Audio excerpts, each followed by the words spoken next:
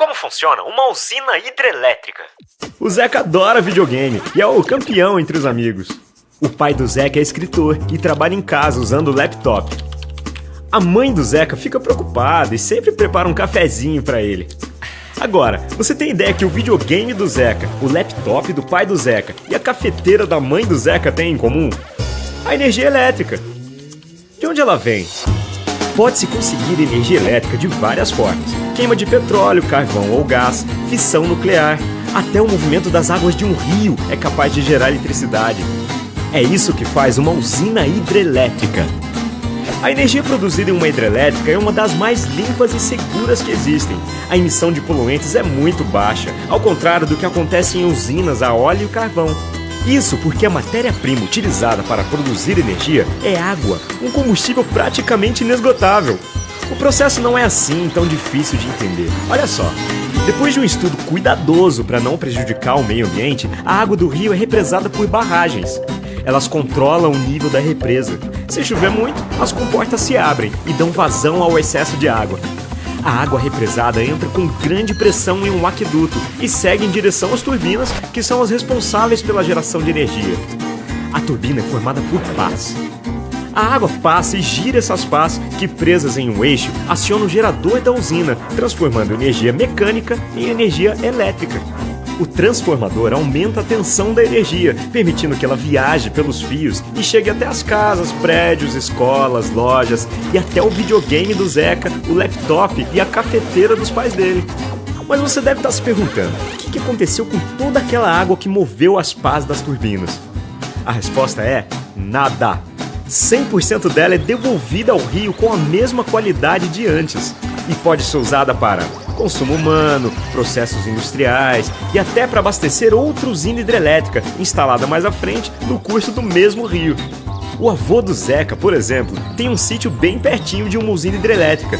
E o Zeca nem imagina que a água que gera energia para o videogame funcionar é a mesma água que irriga a horta do avô dele. A Eletrobras está de olho em tudo isso e trabalha para impulsionar o desenvolvimento sustentável do Brasil, em harmonia com o meio ambiente, produzindo energia limpa para quem mais precisa.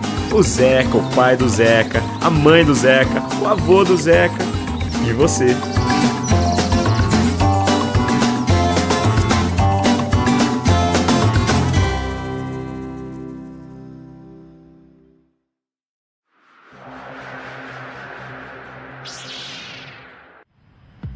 Nos primórdios da civilização, o homem aprendeu a obter a energia com a força do vento. O termo eólico deriva da mitologia grega. Éolo era o senhor dos ventos. O vento é gerado pela diferença de pressão. O ar mais quente sobe e o ar da região de menor pressão se desloca para ocupar o espaço. Esta energia é capturada pelo aerogerador. Avanços tecnológicos surpreendentes permitiram a expansão da energia eólica. Atentas inovações, Furnas participa da construção de 17 parques eólicos no país. 3 deles ficam no Rio Grande do Norte. Miaçaba 3, Rei dos Ventos 1 e Rei dos Ventos 3. Neles, por exemplo, os aerogeradores possuem 80 metros de altura, até 8 vezes mais alto do que os da década de 1980. Um único aerogerador produz 1,67 megawatt-hora de energia, o suficiente para atender até 9.000 pessoas com consumo moderado. Para aproveitar com maior eficiência a força do vento, as pás usam princípios aerodinâmicos.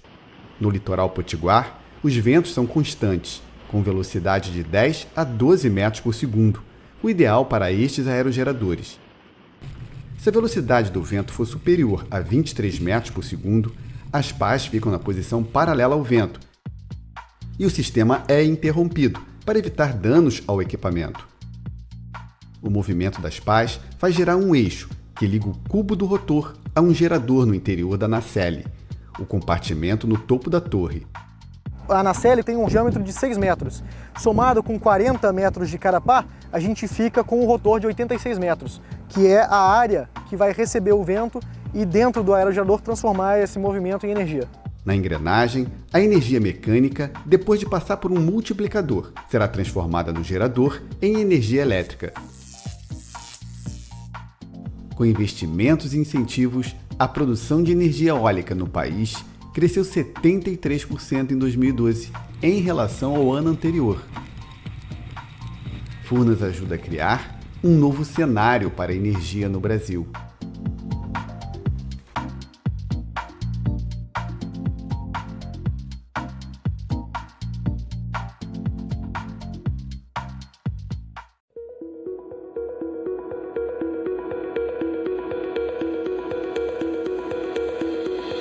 Durante o dia, os módulos solares captam a luz do sol e geram energia.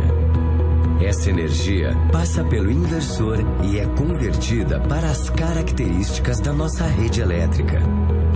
Depois de passar pelo inversor, a energia solar pode ser usada para alimentar qualquer aparelho elétrico da casa.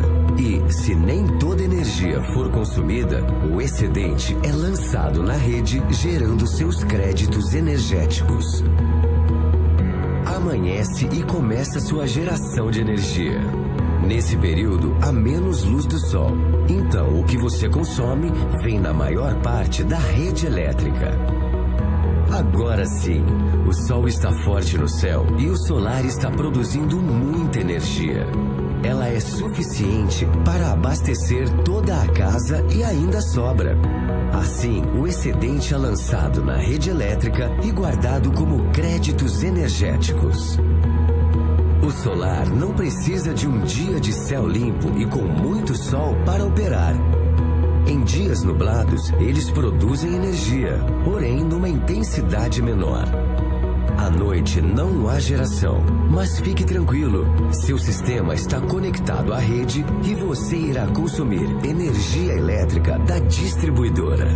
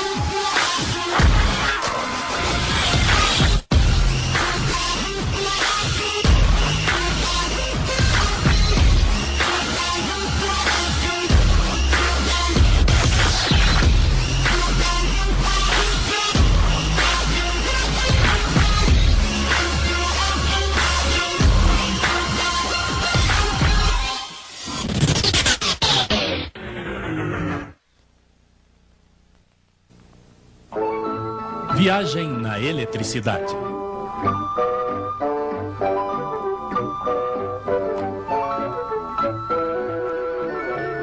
Entre quente e frio, o princípio de Carnot. Perdão, senhora, quanto consome de petróleo o seu ferro de passar, hein? Que ideia, não é? Um ferro de passar não funciona a petróleo, funciona a eletricidade. Eu sei, mas a sua eletricidade nas centrais térmicas, os térmicos a fabricam com petróleo. Eles também se servem de carvão, de gás, algumas vezes de urânio, mas a receita é a mesma. Primeiro se faz vapor colocando não sei quantas toneladas d'água dentro de uma espécie de marmita, uma caldeira é como se chama. E se esquenta. Vamos deixar para lá os aquecedores, reaquecedores, bombas e sei lá mais o quê. Então se esquenta. Se esquenta muito, muito seriamente. Pode chegar até 500 graus. Nessas condições, o vapor fica bastante comprimido. 150 vezes a pressão que existe fora. Agora vamos deixá-lo se distender, esse infeliz vapor. Vamos fazê-lo trabalhar fazendo passar dentro de turbinas. Uma turbina a vapor é uma roda com palhetas que tem mais ou menos a forma desta figura.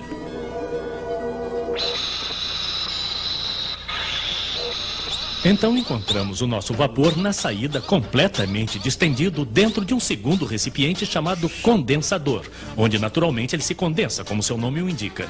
Ele volta ao estado líquido, se preferem. Nós a enviamos novamente para a caldeira para que trabalhe de novo. Caldeira, turbinas, condensador. Estão vendo? É simples. Ah, tínhamos esquecido o principal. As turbinas, claro, movimentam um alternador que produz eletricidade, etc. Pois bem, de um lado, a temperatura da fonte quente, isto é, a nossa caldeira. Do outro lado, a temperatura de nossa fonte fria, o nosso condensador. E quanto maior a diferença, melhor o rendimento. Então, esquentar mais de um lado é bom. Mas também é preciso esfriar do outro. E é lógico, porque esquentar a caldeira provoca pressão, estamos de acordo. Esfriar o condensador, ao contrário, provoca depressão, vazio. E quanto maior a diferença de pressão, mais o vapor se distende, mais ele trabalha e melhor é o rendimento. Do lado fonte quente não se pode subir mais. Do lado fonte fria, então aí resfria-se o condensador muito vigorosamente com uma corrente d'água que necessita de uma quantidade enorme de canos. Mas muito vigorosamente quer dizer que é preciso fazer passar aí por dentro uns 25 metros cúbicos d'água por segundo. Isso não se encontra tão facilmente quanto um cavalo. Então não se espantem se as centrais térmicas forem instaladas de preferência na beira do mar ou dos rios.